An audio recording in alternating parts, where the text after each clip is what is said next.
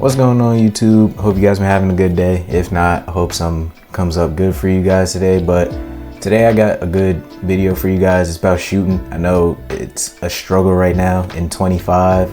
I've been struggling for a minute now, but for the past few days I finally got it down. So there's a lot I finally realized about shooting personally for myself. So I'm just gonna share a few tips with you guys, and let's just get straight into it.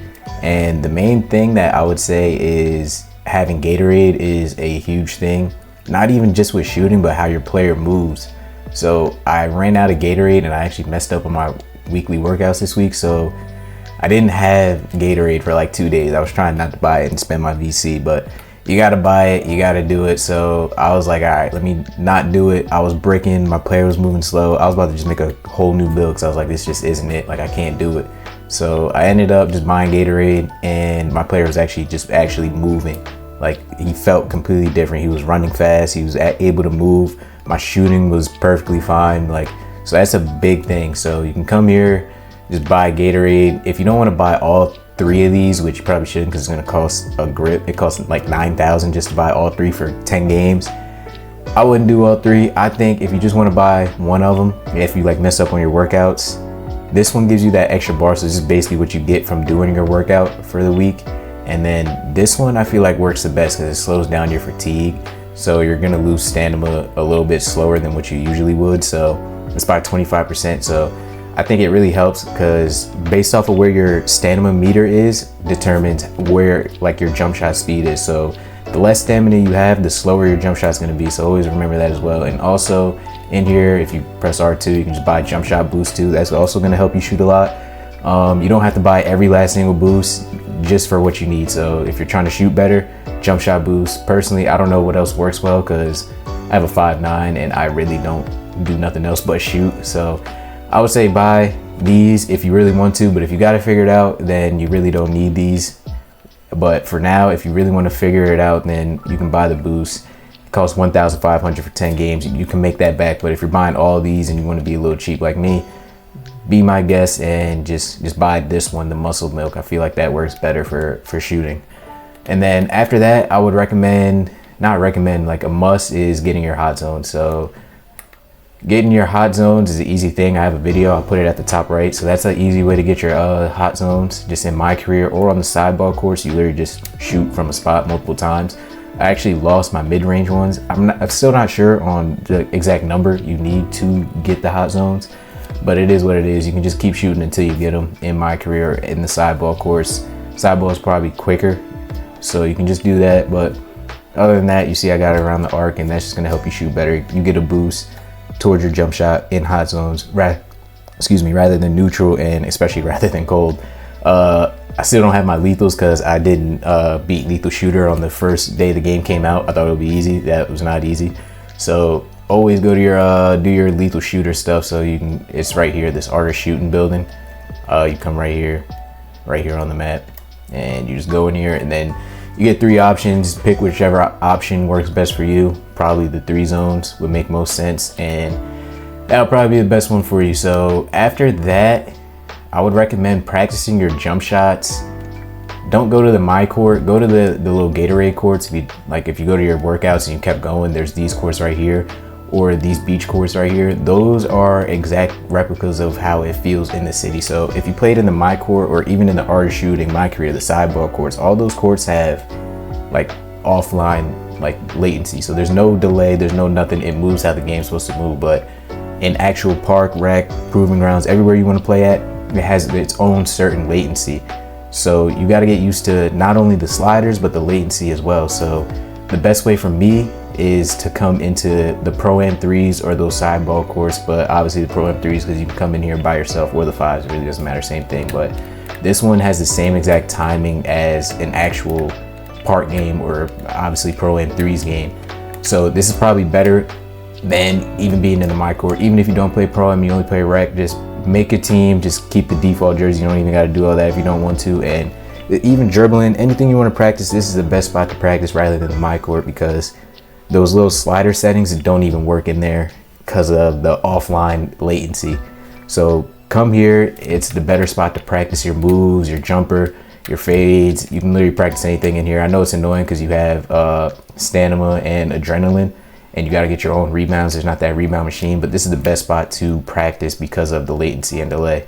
I'm bricks right now, but it is what it is. I ain't shoot today at all. I just hopped on and recorded this, but that's the best spot to practice. And now just some light tips. What worked best for me, I was going on 2K Labs, looking up different people's jump shots, trying to see what everybody was using, but I kept shuffling around a lot. So you really want to stick with one jump shot for at least a few games. See if it works well for you even after you test your jump shots.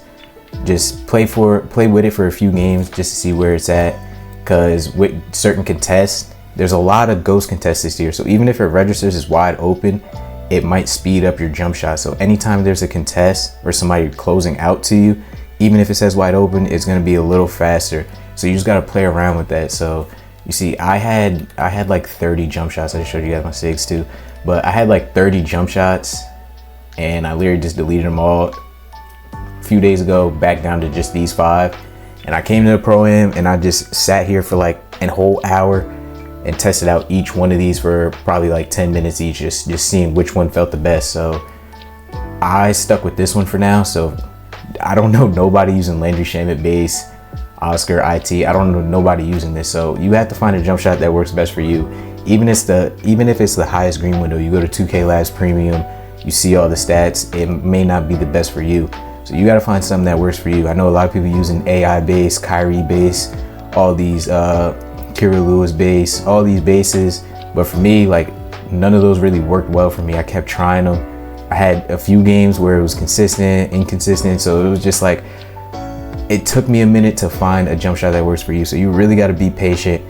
Don't just take what is quote unquote the best. Find something that works for you, because that's how you're going to master your own skills and your own jump shot. So it's even dribble moves, SIGs and all that too, even builds, anything. Make it to where you feel most comfortable, because at the end of the day, you're the one behind the controller and not somebody else. So that's the best thing I can say with making your own jump shot and finding one that works for you.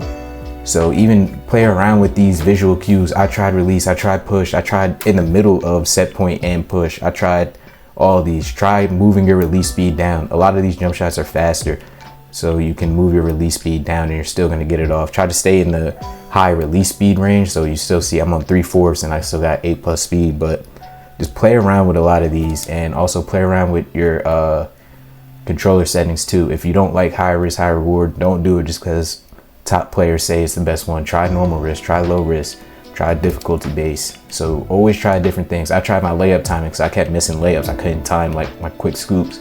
So I played around with all these, and then I just went back to high risk reward because I was still missing.